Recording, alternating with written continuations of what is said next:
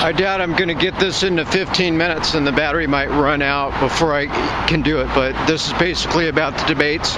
Okay, first of all, they should have let the general public ask more questions rather than having the other people ask questions, but there's a certain amount necessary to do that, but they should have had more questions for the general public. They should have had more debates. Basically, I'll talk about who won in this one, maybe if I even can get there, if I have time. Okay, first of all, they're both evil. One politician is your typical seasoned, she's going off of demographics. You can tell by everything she said. She's saying exactly what you want to hear. She's going off the demographics of what you want to hear, what the public wants to hear, so they'll vote for her. And she's basically a lying psychopath. She's part of the same administration that has been doing the same thing forever, which Trump pointed out in the interview. He blew her away. He exposed her as being just another seasoned corrupt politician. He, on the other hand, is another seasoned corrupt businessman. But maybe that's what the country needs, is a seasoned corrupt businessman. I mean, they're both evil, but maybe he will be able to help this country out financially. Okay, both on the medical, it's a no-win situation. It doesn't have to do with those politicians. It's just that this country is too deeply ingrained by the medical profession. You'll never get good medical care in the United States of America. That's not going to happen. When I lived in Japan, I had good medical care. I lived under a different government, a different country, a different medical system. It's funny, I'm doing this in Chinatown. Okay, so he exposed her in that way. Showed her how she's reading off a script, which she's doing. That's what politicians do. He was, like when you saw him in the debates, he was so freaking passionate. See, that's where someone's willing to risk their votes, their reputation, getting slammed and all that. And he was so passionate about freaking doing the job and wanting to be president. I think that he would deserve it. You know, someone's that passionate, they're willing to say a bunch of weird things and do a bunch of weird things to get the attention of first. And so passionate, and the first one, he was interrupting her. Second one, he was interrupting her. Third one, I guess they got on both of their cases now.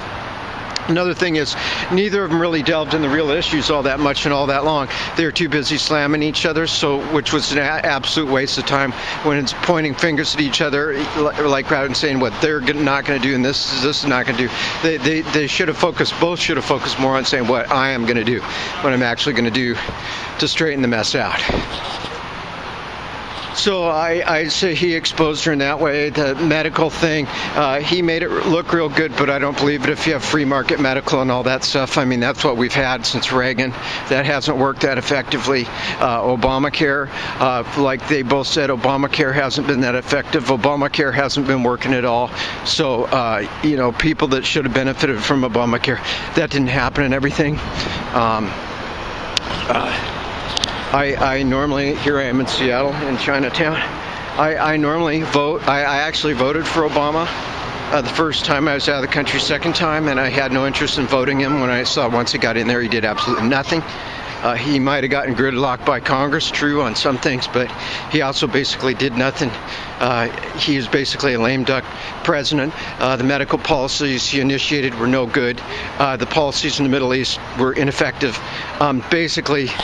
What you have, okay, so anyways, he blew her away in the debates in that way, medically. Okay, so we'll move on. Okay, for the war thing, totally annihilated her, totally blew her away. First of all, I really can't talk about what I know about 9/11, CIA, NSA, KGB, and all that stuff because I've freaking met them all when I was overseas, and I've met them all. Anyways, and I can't talk about it because I don't want to put myself in a hole any sooner than I need to be in one, and I'm going to die, and I don't need to make it any quicker. So I really can't talk about what I can know, but I can just talk about generals. So first of all, it's all about the oil. The rich oil families make money off of warfare, and they make money off the oil. And people are brainwashed by the different governments, so they will war against each other and kill each other. They're brainwashed by religion, politics, and beliefs, so they will kill each other for money. They will use warring devices for money. They will build warring devices for money. War is basically a money-generating machine. Has been in the United States, other major countries for years. I mean, war is always about the money, and the war is about the oil. That's the bottom line. So all these different groups of people involved are actually covertly funded by different governments to do what they do. ISIS, CIA, NSA, whoever, they're all covertly funded by big corporations, and that's really all I can say before sticking my foot in the mouth too much. So, is she part of that camp? Is Hillary part of the camp? Obviously, yes. She exposed herself that she is, in fact, part of that camp. Okay, now, is Trump part of that camp? The covert wars for money over oil, extraction of oil, natural resources and so forth. Vietnam, tons of oil. Southeast Asia, tons of oil. Hasn't been explored yet. China's doing deep water drilling in the Pacific. Naturally, that will turn up that there's a ton of oil there. So that's obvious. Yeah, so all that, South Pacific, all that stuff, that's basically all about the money. It's all about the corporations and all that stuff in the South Pacific, all the drilling for oil, exploitation for the oil, and eventually possibly military conflict for the oil. Also in regards to North Korea and so forth too, same thing, all about the money. Like he pointed out in the debate, they're rich countries. He named the countries and everything debate. Trump did. In fact, all the rich countries, South Korea, are totally capable of defending themselves militarily. And since we've been defending them on that particular zone for years, they should pay the bill for our military to support them. We have military bases all over the world. They should foot the bill for our security. You pay a security agency like the police, whatever, which aren't always that effective. It's not always their fault to do their job. You pay them, so you pay the U.S. military to be your police, world cop, or whatever. But they're owned by corporations. They're owned by big banking families and so forth. The security systems are the military and all that stuff, and the politicians and everything in the U.S. So they're both are the same camp. But where I would have to say that Trump blew her away is you do not. I mean, if both of you want to get rid of this particular evil, you don't have the U.S. government fighting the U.S. government, and they want to get rid of the same problem. Basically, that's it. That's the bottom line. So when you cast your vote, you decide whether, basically, to start a conflict with Russia when they're trying to get rid of the problem. He pointed that out.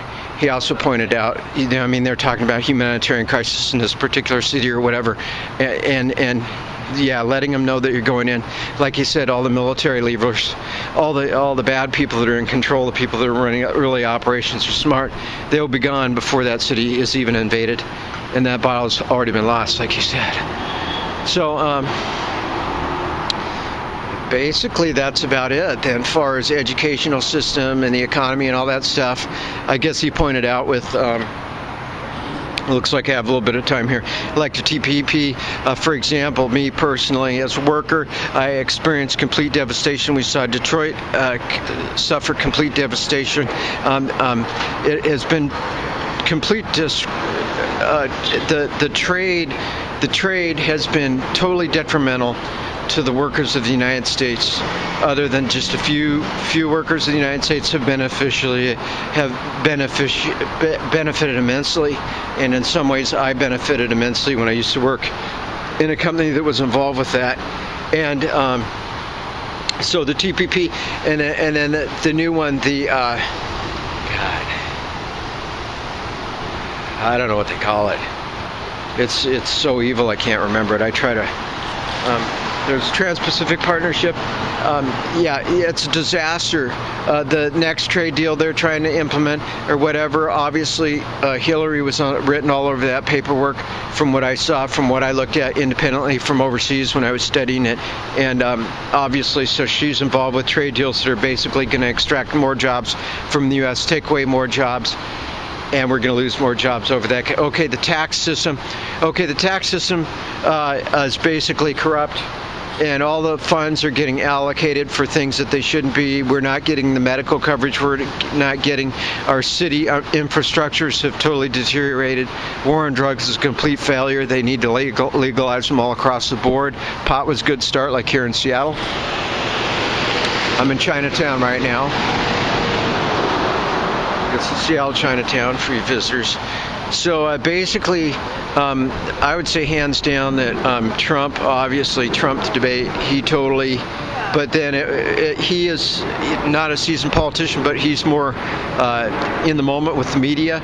So he was a lot easily able to convey his ideas, but they're both kind of stupid. I mean, he could have had a lot of smarter replies, whether they're true or false. They're both liars and snake oil salesmen or whatever. He could have at least done a better job of lying himself. But I'd say that he totally blew her away in the debate in every possible way, shape, and form. And the media is claiming that she won in the debates. That's not true. It's just the liberal media, which is not liberal. It's controlled by large corporations and always has been. The 7 large corporations that right now control the media. I used to do public access. I used to do public television shows on the public media. What happened was Comcast bought them out. They no longer have public access. They no longer have live television shows, which I used to do. So that's gone. So that's your public, that's your liberal media. There is no liberal media in this country.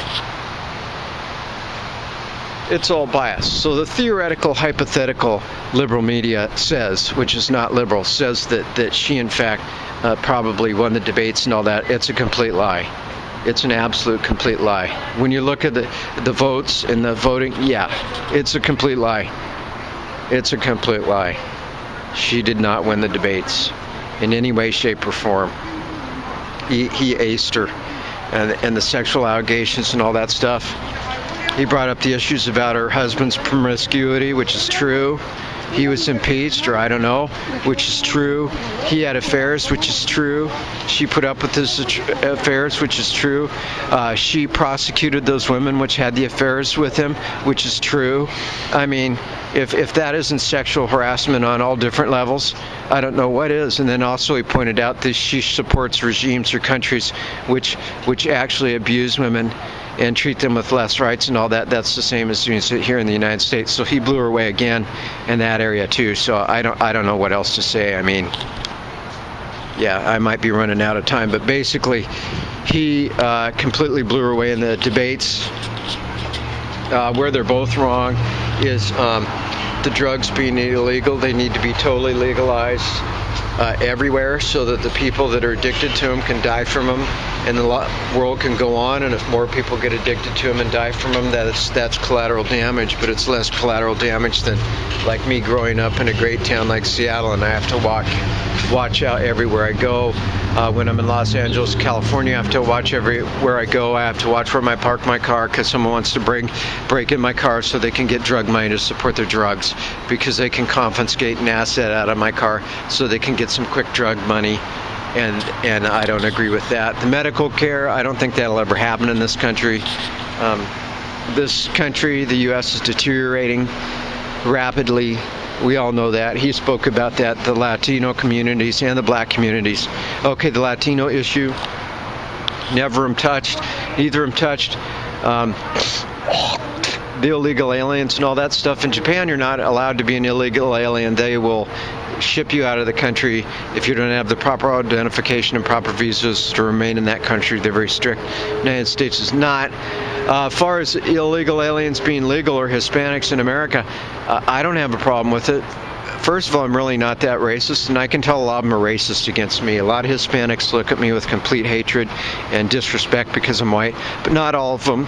I've been in Los Angeles and really different, dangerous parts of LA that were predominantly Mexican, and I didn't feel any harassment or threats from them at all there in the very dangerous area. They were just looking at me like, what are you doing here in this part of town, Whitey?